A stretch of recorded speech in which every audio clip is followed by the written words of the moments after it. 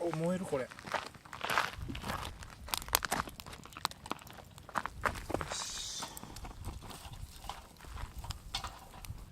マシュマロ。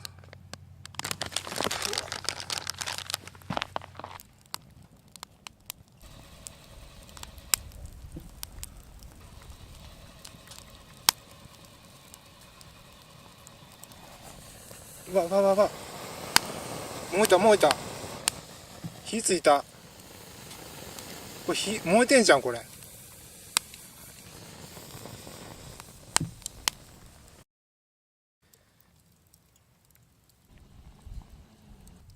あ、でもこれいい感じになってきましたね。焦げ目がいい感じ、美味しそうな焦げ目がつきましたが、味はどんなもんでしょう。やばっ、これ溶ける溶ける溶ける。うまっ、白子みたいになってる。白子。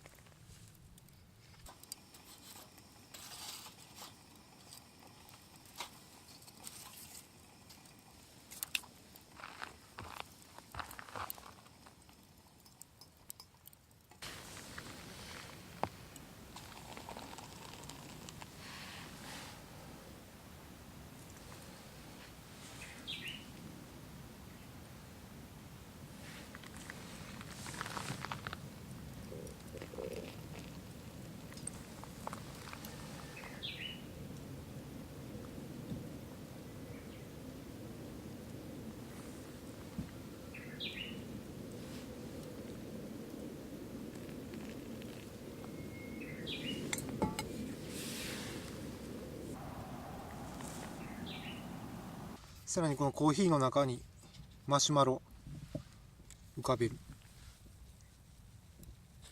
なんか溶けてきたな。溶け出してる。